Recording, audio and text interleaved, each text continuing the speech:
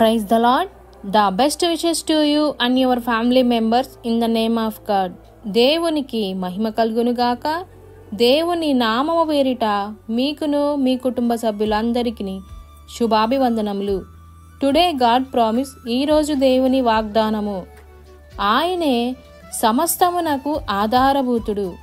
కొలస్సీ రాసిన పత్రిక 1వ అధ్యాయము 17వ వచనం. And by him all things consist. Colossians 1 chapter 17 verses. ప్రియమైన సహోదరి సహోదరులారా, ఈరోజు ఈ వాగ్దానం ద్వారా దేవుడు మనతో చెప్తున్న మాట ఏమిటంటే, ఒకానొక సందర్భంలో 1980వ సంవత్సరంలో దేవుణ్ణి విశ్వసించని అంటే ఒక నాస్తికుడైన ఖగోళ శాస్త్రవేత్త చెప్తున్న మాటలు. మనము ఈ విషయాన్ని చాలా జ్ఞానంతో ఆలోచించాలి.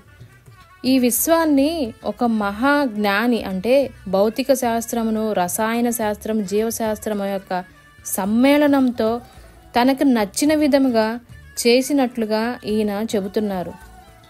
ఈ శాస్త్రవేత్త దృష్టిలో ఏదో ఒక శక్తి ఈ విశ్వాన్ని అంతటిని సృష్టించినట్లుగా మనకి చెబుతున్నాడు.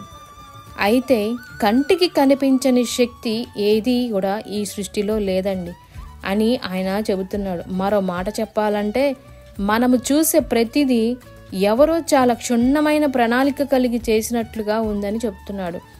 ఇంత తెలుసుకున్న ఆ యొక్క శాస్త్రవేత్త కూడా దేవుణ్ణి ఎరుకగా చివరికి నాస్తికుడుగానే మిగిలిపోయాడు. దేవుడు మన కోసం ఎంతో అక్కర కలిగి ఉన్నాడు. ఈ విశ్వాన్ని ఆయన యొక్క మేధస్సును ఏమిటో తెలియచేస్తున్నాడు. తన చేతి పని గూర్చి ఆలోచింపచేయమని మనకి చెబుతున్నాడు. సమస్త జ్ఞానమునకు కారణభూతుడైన దాని సృష్టికర్త అయిన దేవుని గూర్చి వివరిస్తుంది. మనము ఆకాశమందున్నే కానీ భూమి అందున్నే కానీ సర్వము ఆయన యందు సృష్టించబడినని తెలుసుకోవాలి. సర్వమును ఆయన ద్వారానే, ఆయన బట్టే సృజించబడ్డాయి. ఆయన అన్నిటికంటే ముందుగా ఉన్నవాడు.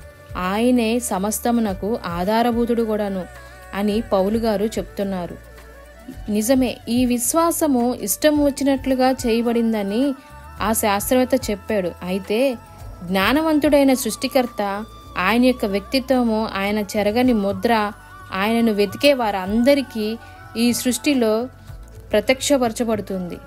ఈ విధముగా మన జీవితంలో కూడా దేవుణ్ణి ఎలా చూడాలి, ఆయన చేసిన ఈ సృష్టి అంతటిని ఆయనే ఎలాగా సృష్టించాడో మనం జ్ఞానంతో నేర్చుకోవాలి. కాబట్టి మనమందరము ఈ విధంగా దేవుని యొక్క గొప్పతనాన్ని తెలుసుకొని అందరికీ చెప్పవలెను. ప్రార్థన.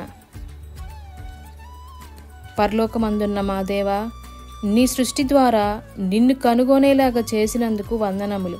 నిన్ను చూడలేని వారి కొరకు మేము ప్రార్థిస్తున్నాం. దయచేసి వారికి ఈ వాగ్దానం ద్వారా నువ్వే దేవుడు అని, ఈ సమస్తాన్ని సృష్టించింది నీవేనని తెలుసుకొని నీ సన్నిధిలో మోకరించి ప్రార్థించేవారుగా, నీ సన్నిధికి వచ్చే విధముగా మీ కృపను దయచేయమని, అట్టి ఆత్మను అందరినీ నడిపించమని నజరేయుడైన యేసుక్రీస్తు అతి పరిశుద్ధ నామమున అడిగి వేడుకొని పొందుకొని ఉన్నాము తండ్రి. ఆమెన్.